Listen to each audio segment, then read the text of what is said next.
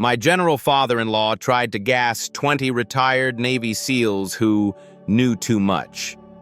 But when he mocked my humble roots, I turned the tables and exposed his empire of lies.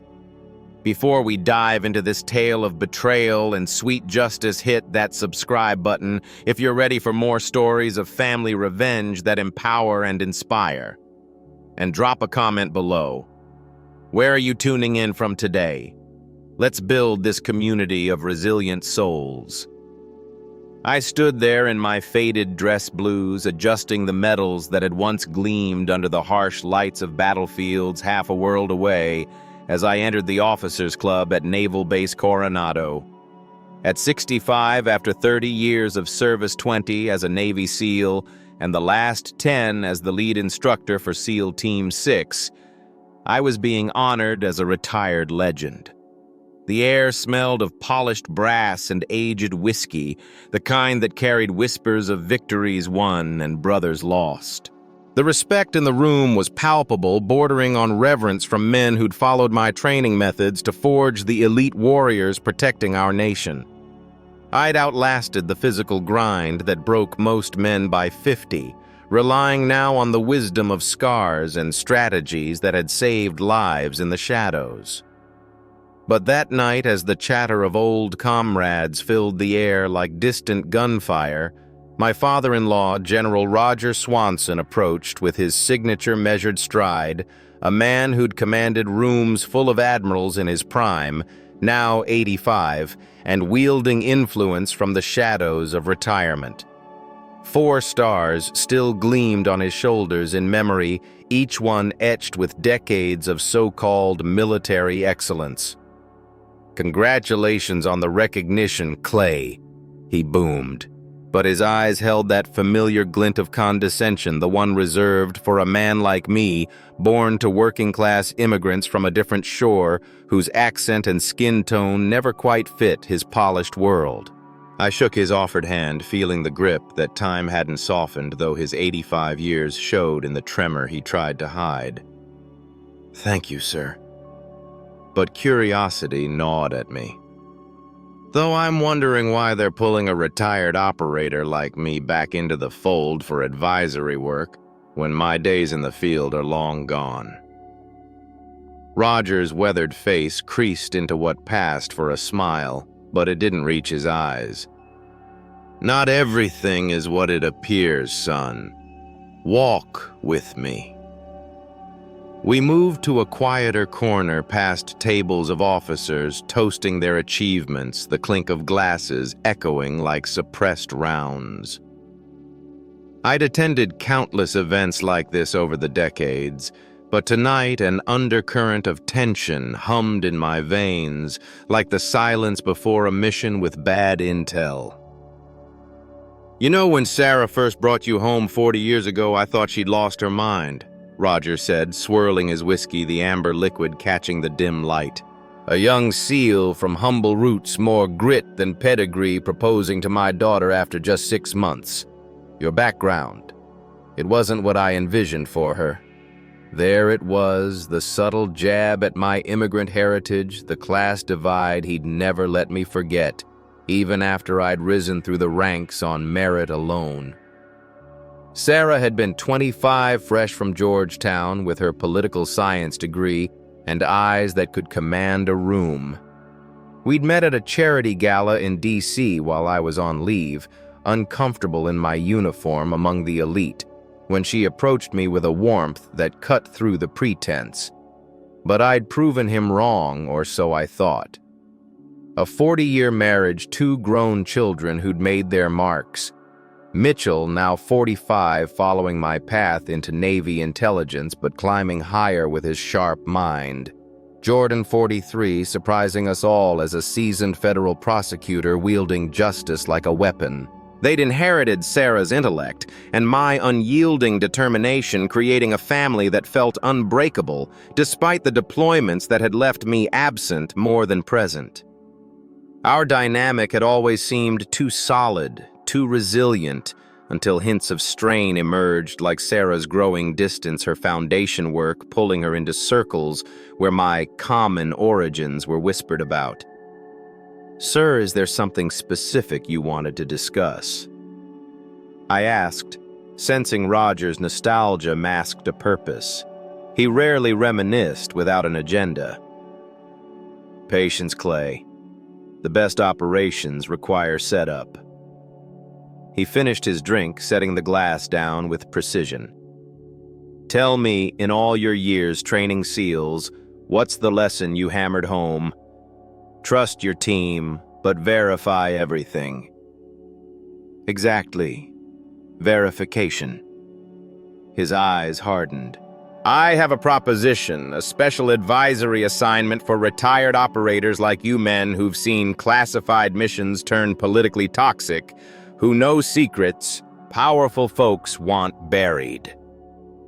The chill hit me, then a familiar unease from Black Ops. I'd led actions in gray areas that protected interests but haunted the soul. Every veteran at my level carried similar burdens. "When would this activate?" I asked. "Soon. I'll be in touch." He stood smoothing his uniform. "Give my love to Sarah. Tell her I'm looking forward to dinner." As he left, the unease deepened. In 30 years of service, I'd learned to trust my instincts. Right now, they screamed that something was wrong. Whispers of class disdain, ethnic slights, and family ties fraying under unseen pressures. But I still held faith in the bonds we'd built. Little did I know the betrayal was just beginning, rooted in prejudices I'd long ignored, and my response would teach them the ultimate lesson in self-respect. Never underestimate a man who's sacrificed everything only to be discarded like yesterday's intel. I pulled into the driveway of our modest San Diego home, the one I'd bought with my first SEAL bonus 35 years ago. Its stucco walls still bearing the faint scars of coastal salt air that reminded me of endless training dives. The engine's low rumble died, leaving only the distant crash of waves and the metallic tang of ocean breeze seeping through the cracked window.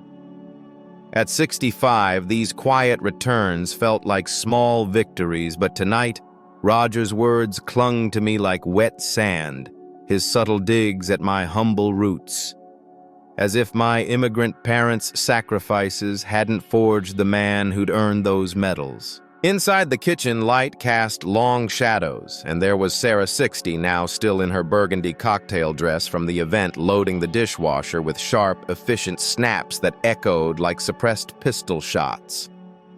After 40 years of marriage, I could read her like a mission brief, the tight set of her jaw, the way her hands trembled slightly on the stem of a wine glass.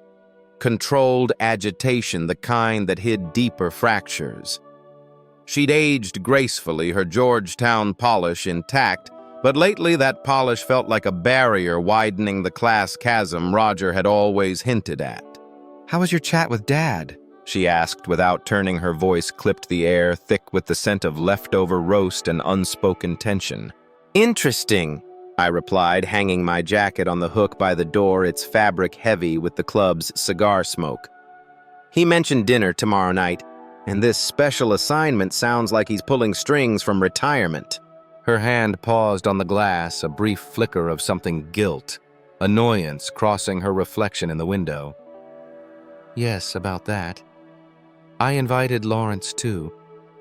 You remember Lawrence Graham from my foundation circles?" I did. Lawrence, 55. Tall and polished, the kind of Pentagon analyst who'd stepped from a boardroom poster senior in budget allocation for special ops, always finding excuses to linger at Sarah's events. Our friendship had stretched over a decade, but I'd ignored the whispers, the late nights, chalking it up to her passion for the Wright Foundation. Now, with Roger's condescension fresh in my mind, it stung like salt in a wound. "Any particular reason?" I asked, studying her profile the way her silver-streaked hair caught the light.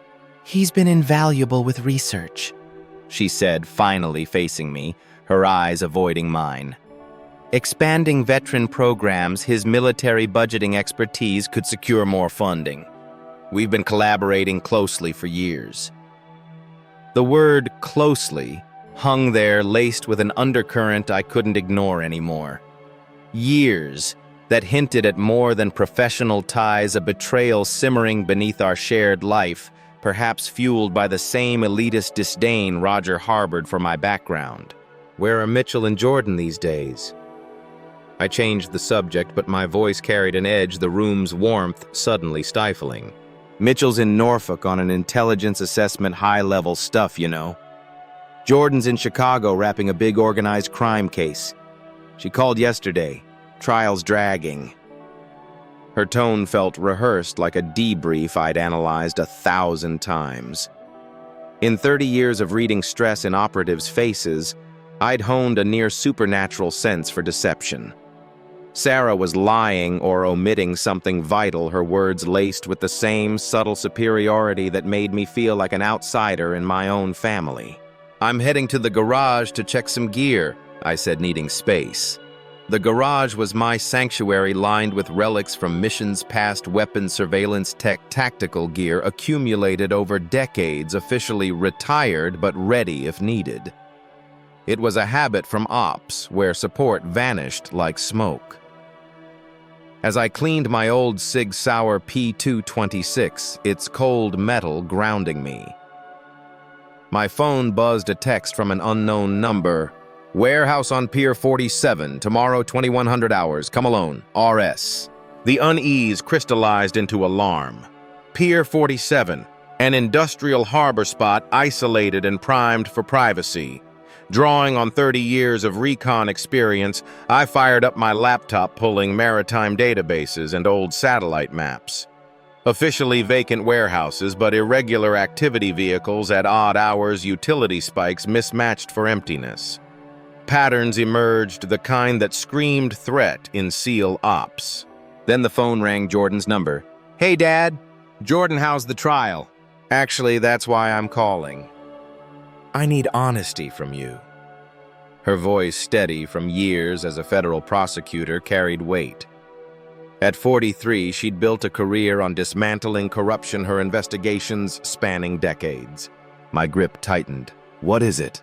Have you been looped into any off-the-books ops lately? Anything skirting international law?" The question hit like a gut punch.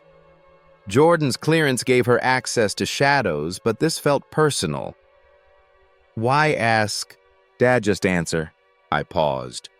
"You know I can't discuss classified even with you, but know nothing unauthorized." "I feared that." Her sigh carried burdens. "Be careful who you trust. I've been digging into irregularities for years, budget anomalies, classified leaks. Can't say more, but watch your back." The line went dead. Pieces clicked Roger's proposition. Sarah's tension and her close ties to Lawrence Jordan's warning rooted in her long investigations. They were setting me up, perhaps exploiting my lesser origins to silence a liability. I'd sacrificed everything, body, family, time, self-respect, in the face of their subtle prejudices, only to be betrayed. I arrived at Pier 47 30 minutes early, the salt-laden fog rolling in like a shroud, muffling the distant creak of rusted cranes and the lap of dark water against concrete pilings. I wasn't about to charge in like my younger days. Instead, I'd leaned on 3 decades of strategic wisdom, equipping myself with tech that leveled the field, ceramic body armor under my jacket primary, and backup sidearms holstered discreetly, a tactical knife, and a compact EMP device I'd rigged from old mission scraps. Most crucially, a wireless camera pinned to my lapel, streaming to a secure cloud server I'd set up that afternoon. No more relying on brute force. This was about outthinking them, using tools born from years of outmaneuvering enemies who underestimated a man from humble roots. The warehouse district was a ghost town, no foot traffic, just dim security lights flickering like hesitant allies and multiple escape routes I'd mapped from satellite imagery. I positioned myself in an abandoned crane booth, its metal frame cold against my back, peering through night vision binoculars. Vehicles arrived with precision I'd taught in training. First, a black SUV disgorging 4 men in tactical gear seals, a mix of retired vets I'd mentored and active ones whose patterns screamed elite discipline. I recognized faces: Danny North, now in his 50s, a grizzled retiree I'd pulled through hellish ops. Max Lynn, mid-40s, still active but carrying the weight of years. A second vehicle pulled up 10 minutes later. Roger emerged 85, but moving with that unyielding authority, flanked by Lawrence Graham and 2 more unfamiliar SEALs.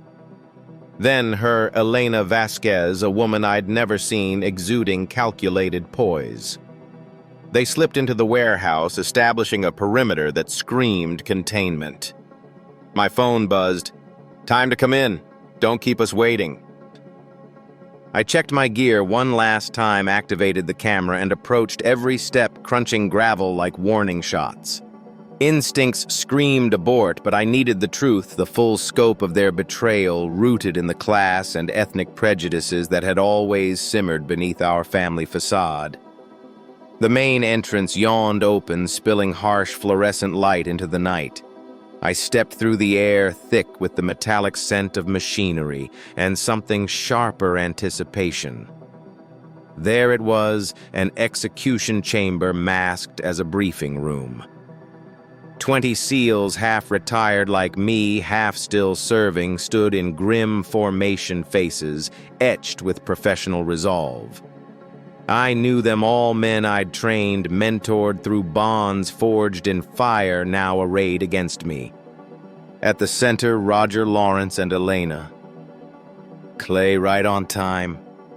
Roger intoned, his voice booming with decades of command, though age had thinned it. "You know most here."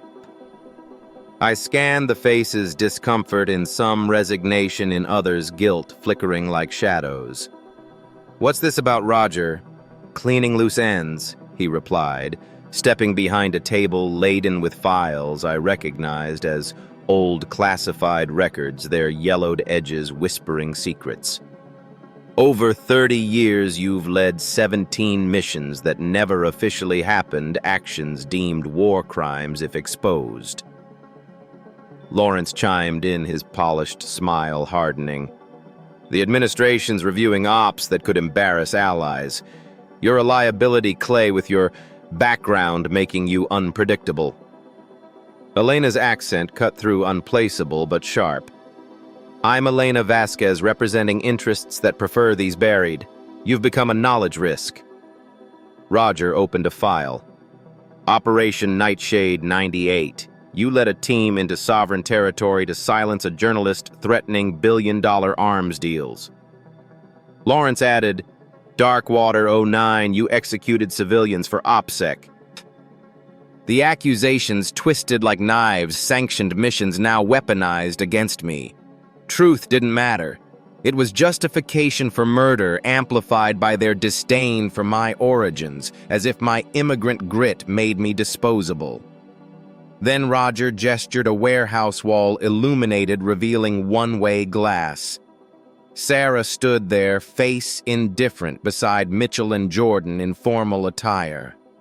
The betrayal hit like a tidal wave, my wife of 40 years, my children conspiring with the man who'd always seen me as beneath them. Roger nodded. Loading doors hissed shut, vents opening with a deadly whisper. Gas flooded in, acrid and choking. "Sacrifices for the greater good," he said, retreating. Alone with 20 deadliest men I'd shaped, gas thickening like fog of war, I smiled for the first time in months. "You forgot one thing," I said, voice steady. "I'm the one who trained you all. Don't sacrifice your self-respect to those who view you as lesser. It only invites exploitation."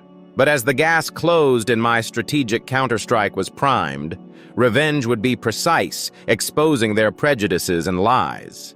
The gas slithered in like a venomous fog, chlorine-based and merciless, its acrid bite stinging my eyes and throat designed to kill swiftly and erase traces like forgotten ops. I knew better than to panic. Panic was for recruits. I'd prepped for chemical scenarios in my training days, and these SEALs standard masks would buy them minutes at best against this brew. But me, I'd come armed with foresight, not just firepower. From my pocket, I triggered the EMP device, remotely a pulse born from Eastern European black ops I'd dissected years ago. The warehouse shuddered, electronic locks fried with a sharp crackle, the gas vents sputtering to a halt amid sparks and the sudden whine of failing systems. Confusion erupted like a breached hull, the fog thickening into chaos as lights flickered and died, plunging us into shadowed mayhem. Danny North was nearest his focus on the malfunctioning vents, coughing through the haze. I struck with precision a throat jab from the shadows, incapacitating, not lethal, using the very techniques I'd drilled into him decades ago. As he crumpled, I snatched his tactical vest and mask in one fluid motion, the fabric rough and familiar under my fingers. "He's moving!" Max Lynn barked, weapon rising, but I'd already melted into the artificial mist, heart pounding steady like a metronome in the din. 30 years of shaping these warriors had gifted me their playbook. I'd authored most of it. The warehouse transformed into a labyrinth of crates and machinery, echoes bouncing off metal walls like urban warfare drills I'd run. I set traps with calculated efficiency, a rigged pallet that toppled on 2 advancing SEALs in formation, pinning them without crush, a looped audio decoy using the acoustics to mimic footsteps from multiple directions, drawing fire into empty space. "This is wrong!" one veteran shouted, voice cracking through the murk. "He's not killing us, he's schooling us." My voice echoed back, amplified by a hacked intercom I'd scoped during recon. "But you came to execute me on lies men I called brothers. I came for truth." No direct assaults. I turned their training against them, nerve strikes from blind spots, sleeper holds that dropped them like sacks. Each move a reminder of the bonds they'd betrayed, tainted by the prejudices that deemed me expendable.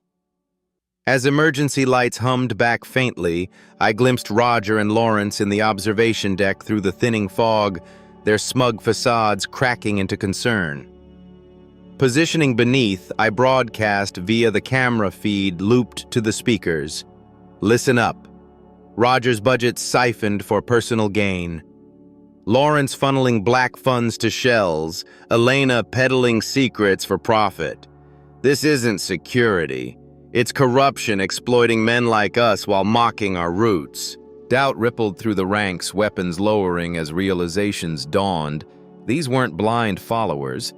They were thinkers I'd molded. "He's lying," Roger's voice boomed back, panic edging in. But the seed was planted, their formation fracturing.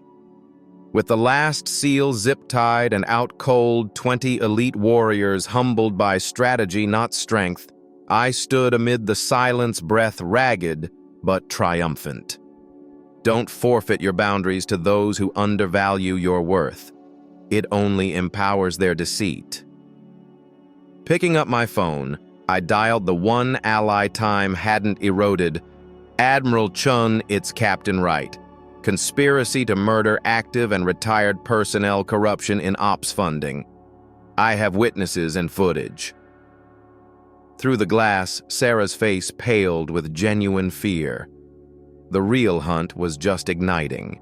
Admiral Charlie Chun arrived at Pier 47 with a roar of sirens cutting through the fog-shrouded night, his NCIS team and medics spilling out like a well-oiled extraction unit, the sharp scent of diesel and urgency mingling with the lingering gas haze. Chun was a silver-haired force, my old CO from early SEAL days, the one man in the hierarchy whose loyalty hadn't eroded with time or prejudice. He surveyed the warehouse, unconscious SEALs, strewn like fallen chess pieces, the observation deck holding my fractured family, and his eyes locked on mine with that familiar steel. "Clay, what in God's name happened here?" "A botched assassination dressed as a briefing, sir," I said, handing him the tablet with the camera footage, my voice steady, despite the adrenaline crash making my hands tremble faintly.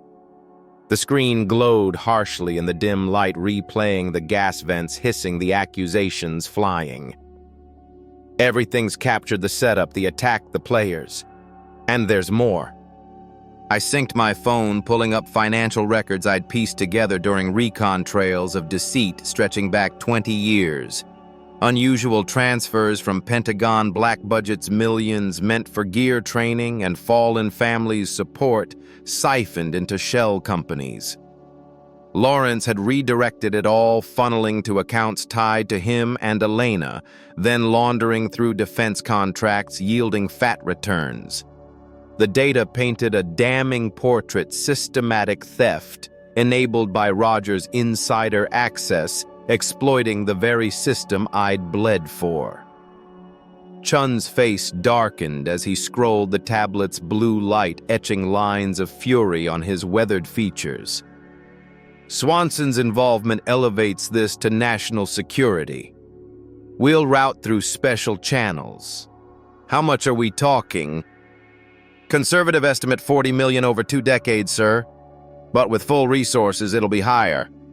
They've been playing the long game, preying on veterans like me, dismissing our roots while pocketing what we earned." As medics tended the seals, my phone rang Mitchell's number. "Dad!" His voice strained the background hum of what sounded like a secure line. At 45, my son had risen in Navy intel, but tonight he sounded like the boy I'd left behind on deployments. "You okay?" "I'm fine, son. I don't know. Mom dragged Jordan and me here, said you were being exposed as a traitor. Claimed Grandpa had proof you'd sold secrets tied to your unreliable background. Whatever that means." The jab stung, echoing Roger's class sneers, but Mitchell's tone cracked with doubt. "What did you believe?" I wanted to trust her, but Dad, I've analyzed intel for 20 years. The evidence was too clean, too contrived. Anomalies in budgets I've flagged before. He paused, voice lowering. "We're still in the observation area. Grandpa's spinning it you snapped attacked loyal men to cover your tracks. Mom and Lawrence are backing him." Through the glass, I glimpsed the animated gestures, Roger gesturing wildly, Sarah nodding Lawrence smooth as ever. Elena had vanished, likely slipping through an unidentified exit like smoke. "Mitchell, listen. Your mother and Lawrence have stolen from military budgets for years. The proof's with Chun now. Roger's the insider leak." A beat. "That explains the irregularities Jordan and I spotted. We thought clerical errors, but she's been building a case from the legal side shell companies in her jurisdictions. Couldn't name names till solid." Jordan's warnings clicked, her long investigations shielding me while gathering ammo. Their presence wasn't complicity, it was infiltration. "Where's your sister?" "Left 10 minutes ago, said she had calls. Federal agents inbound." Chun approached, tablet in hand. "Footage and finances check out. This needs multi-agency NCIS, military, FBI financials, CIA international ties. Clay, any real probe into your old ops?" "None, sir." Fabricated to silence me because my humble origins made me disposable. His nod was grim. "Manufactured betrayal. Your daughter's coordinated arrests, warrants for Graham Vasquez, others. Swanson's trickier, his rank." My phone buzzed Jordan's text. "Agents en route. Warrants ready. Stay safe." I showed Chun. She's been on this for years. Busy woman. Head up there, Clay. Confront this head on. As I climbed the stairs, clarity sharpened like a honed blade. The woman who'd shared my life, raised our kids amid my absences, had orchestrated my end for profit, amplified by prejudices against my background. Don't ignore red flags in family finances disguised as loyalty. Setting boundaries protects your hard-earned legacy from those who'd exploit it. The observation deck loomed smaller than it appeared from below its confines, cramped with the stale air of betrayal. The metallic tang of the warehouse below seeping through vents like a persistent ghost. Fluorescent lights buzzed overhead, casting harsh shadows on the wrinkled faces. Sarah near the one-way glass, her burgundy dress now disheveled, a far cry from the polished facade she'd worn for 40 years. Lawrence hovered by a secondary exit, his tailored suit rumpled while Roger maintained his rigid posture, as if 85 years of command could shield him from the collapse. I entered flanked by 2 NCIS agents, their boots thudding softly on the metal stairs, my presence drawing every eye like a grenade pin pulled. For 4 decades, Sarah had seen me in every state, battle-worn from missions, triumphant in promotions, absent during the kids' milestones, but never like this. Cold resolve etched in my gaze, the weight of exposed lies hardening my features. "Hello, Sarah." Clay. Her voice held steady, but I caught the micro tremors, the fear flickering in her eyes like a faulty scope. "I suppose you think you've won," she added, crossing her arms, the room's chill raising goosebumps on her skin. "I prevented my murder," I replied, stepping closer, the agents a silent wall behind me. "Winning. That's perspective. But exposing how you've all viewed me as disposable because of my roots, that's justice starting." Lawrence interjected, his voice oily with political spin. "This is complex, Clay. National security implications you don't grasp." I turned to him, intensity reserved for old foes. "Lawrence Graham, 55, divorced, childless. Stealing from ops budgets for 10 years, investing in contracts you rigged at the Pentagon. Net worth ballooned from 6 figures to 8 million. The color drained from his face, the air thickening with his panic sweat scent. "How? When you plot my death, I learn everything." I shifted to Roger. "General Swanson distinguished 35-year career, yet you leaked classified ops to justify theft, supporting men who died while you profited, all while sneering at my heritage." Roger's composure cracked, veins bulging. "You don't see the bigger picture. Funds diverted for off-books ops protecting interests the public can't fathom. Like killing a retired SEAL who might question missing millions," I pressed. Sarah spoke then, voice hardening like I'd never heard. "You were a liability, Clay. Your access, your connections. With your background, you could unravel what we'd built." "What you'd built?" I echoed, staring at the woman who'd vowed forever. "Financial empires on stolen blood money. Security for our twilight years." She snapped, composure, fracturing tears welling but unshed. "Political clout, independence from your endless absences. Do you know the toll of waiting for a man who might not return?" Lawrence offered stability, wealth away from your gritty world. The admission hit like a sucker punch, the affair spanning 10 years, not fleeting but deliberate.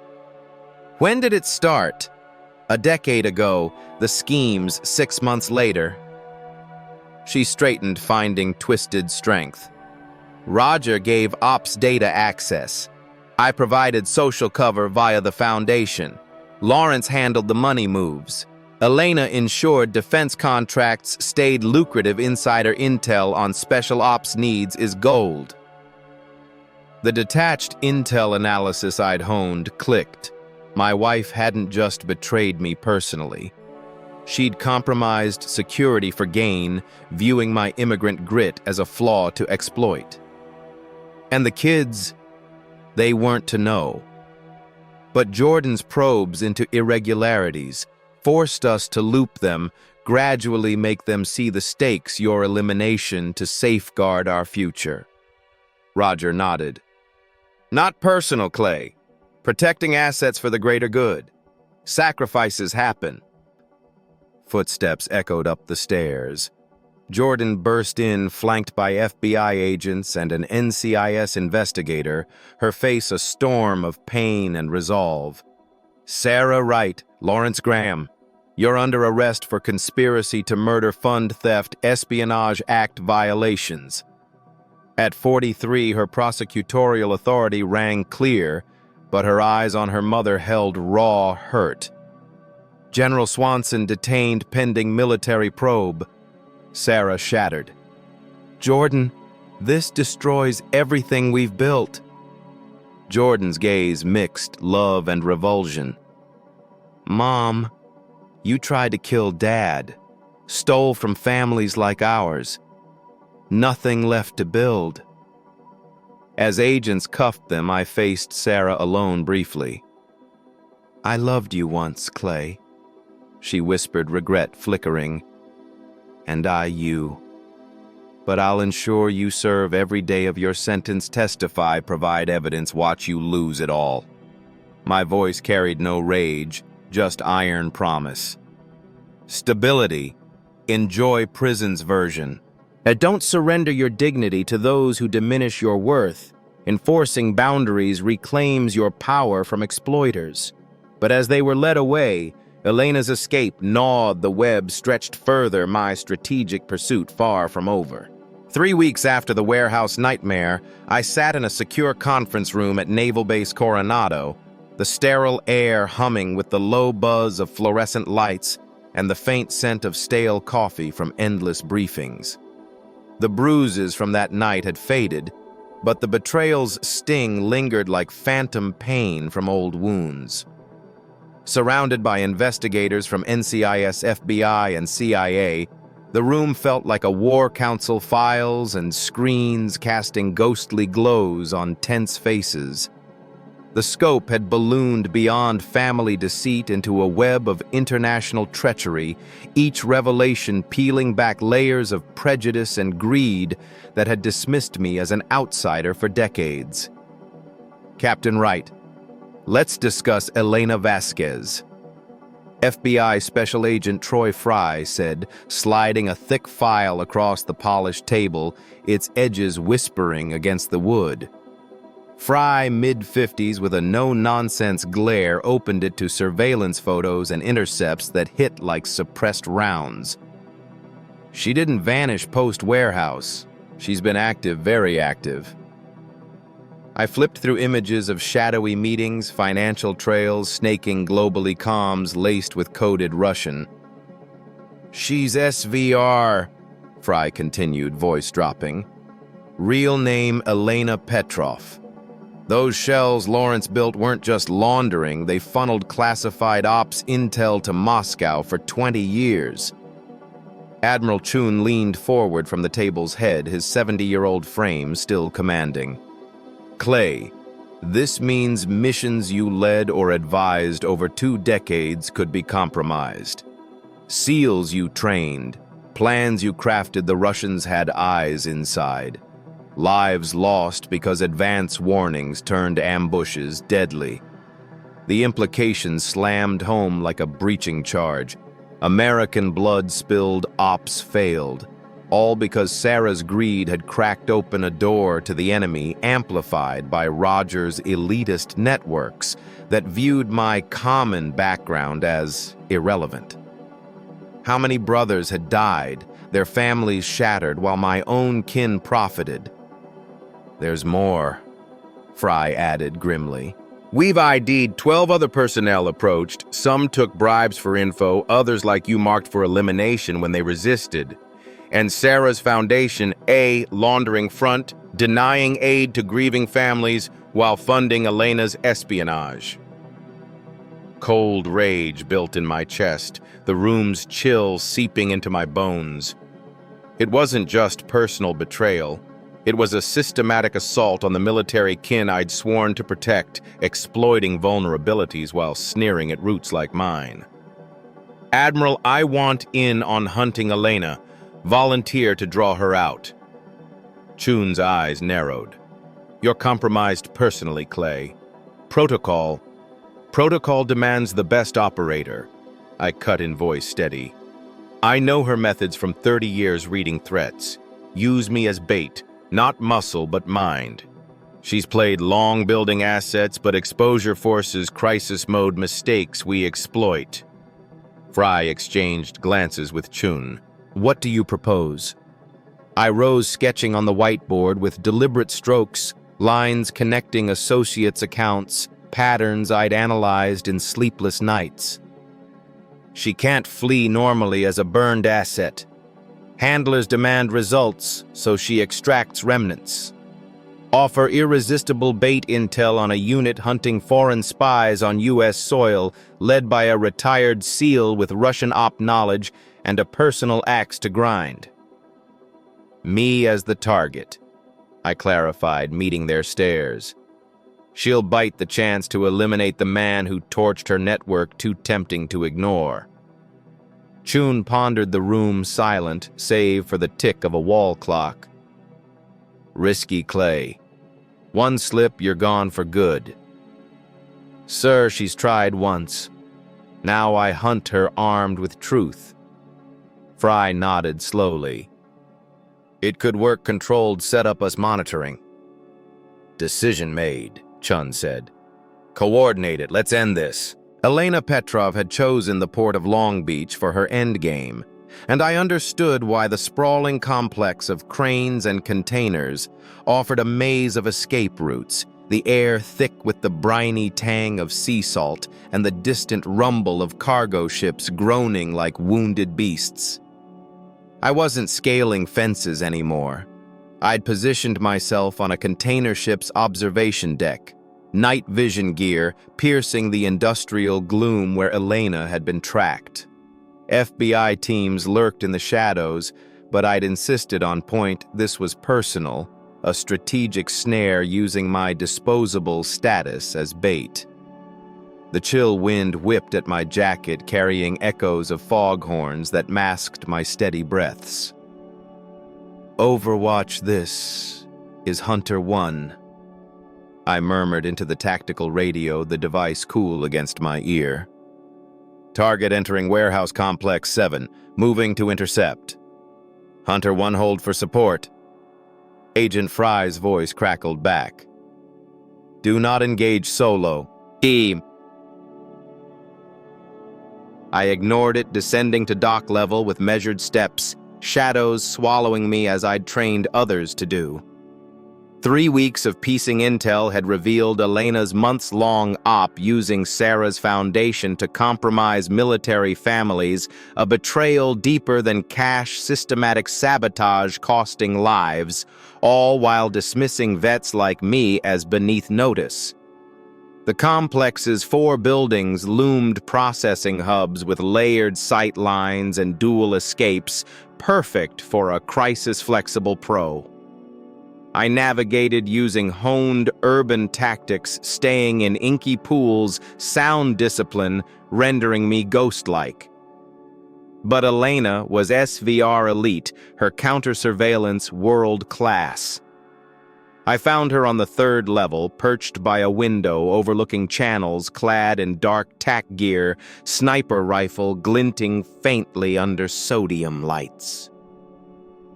Captain Clay Wright, she called without turning, scope trained outward, her voice slicing the hum of distant machinery. I wondered how long till you surfaced.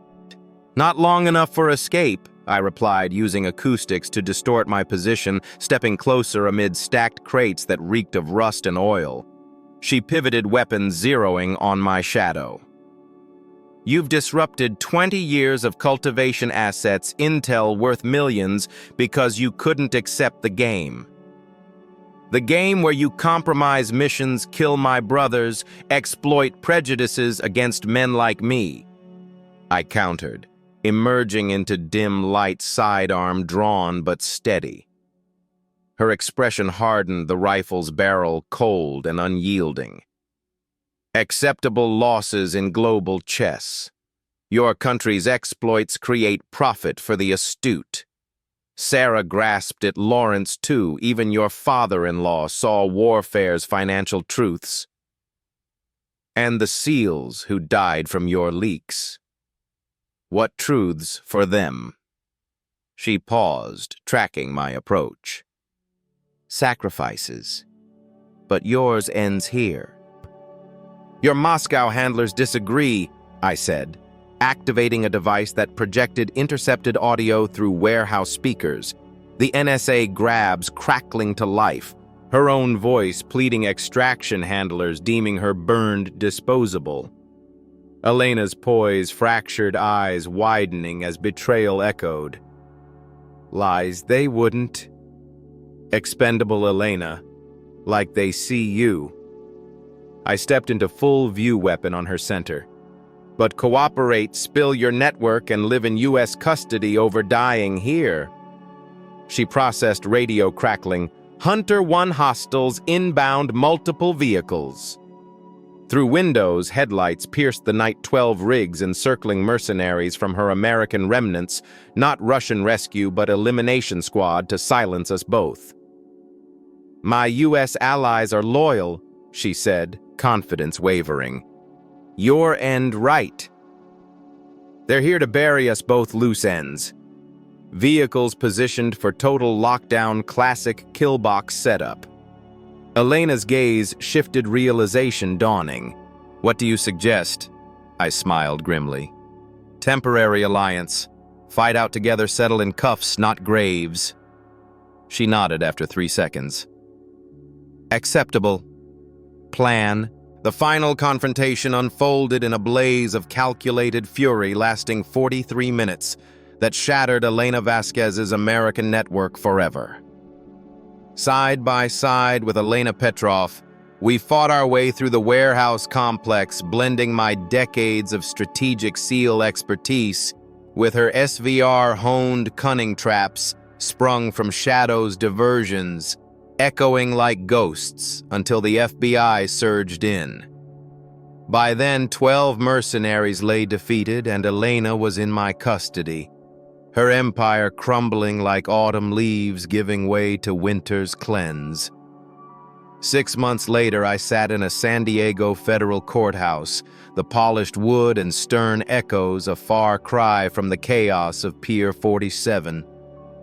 Sarah had been convicted on conspiracy to murder, espionage, money laundering, and a slew of federal charges, the evidence I'd meticulously gathered, so ironclad her lawyer pushed for a guilty plea to dodge the death penalty. Mrs. Wright, Judge Gerard Graves intoned, his voice weighted with 30 years on the bench. Your betrayal erodes the core of trust in our institutions and families. As a military spouse, you compromised lives for greed. Sarah, in her orange jumpsuit, looked diminished, older than her 60 years, avoiding my gaze as the sentence fell 35 years without parole. Lawrence got 40. Roger, court-martialed, drew life in military prison. Elena, trading secrets that dismantled Russian ops in 12 countries, earned 25 years in max security. As they were led away in chains, I felt no glee, only the quiet liberation of justice served like spring's first thaw melting chains of winter. In the aftermath, freedom bloomed anew. Mitchell and Jordan stood by my car outside the courthouse, their civilian attire a symbol of fresh starts, the sun breaking through clouds like hope piercing despair. Dad, you okay? Jordan asked, her 43-year-old eyes reflecting the strength she'd wielded in court. I considered marriage shattered trust in systems fractured the sting of prejudices exposed. Yet I lived my children choosing integrity over tainted loyalty, a corrupt network dismantled. I'm free, I said, a smile emerging. We talked futures, Mitchell resigning Intel, weary of shadows like Sarah's. Jordan leaving prosecution for private practice, aiding corruption-hit military families. We want in with you, Mitchell urged. Your consultancy counter-intel shielding families from exploitation. At 65, the idea resonated. Wright security consultants focusing on advisory probes into graft leveraging my wisdom over brawn. It'll be rigorous, I warned, targeting those who'd kill to guard secrets. Dad, Jordan said softly, we learned from you some fights merit the risk. 3 years on, Wright Security had bloomed into the defense industry's most formidable counterintelligence firm, like a resilient oak from scorched earth. We'd exposed 17 corruption cases, reclaimed over $200 million in stolen funds, and locked away dozens of traitors. I never remarried, never forgave. Sarah ignored her letters, skipped her funeral when cancer claimed her in year 8. Some wounds, like betrayed roots, don't heal. They scar into strength. Yet hope sprouted eternal. As we drove from another victory, my phone buzzed a text from an unknown widow. Mr. Wright, my husband died in a compromised Afghan op last year. I suspect sold intel led to it. Can you uncover who? I showed Mitchell and Jordan. Their nods affirmed our path. Dad, Mitchell said, so many need us. For the first time in years, renewal stirred like spring's green shoots from dormant soil. Then let's get to work. In the end, my journey taught me this. Betrayal may strip you bare, but strategic revenge rebuilds you stronger, setting boundaries that foster true freedom. Don't cling to toxic ties that diminish your worth. Release them to embrace the rebirth awaiting. Like a phoenix from ashes, self-respect ignites your brightest chapter. If this story of empowerment and sweet justice resonated with you, hit subscribe now for more tales of triumph over betrayal, and comment below. What's your takeaway on family boundaries? Share now. Your voice could inspire someone today.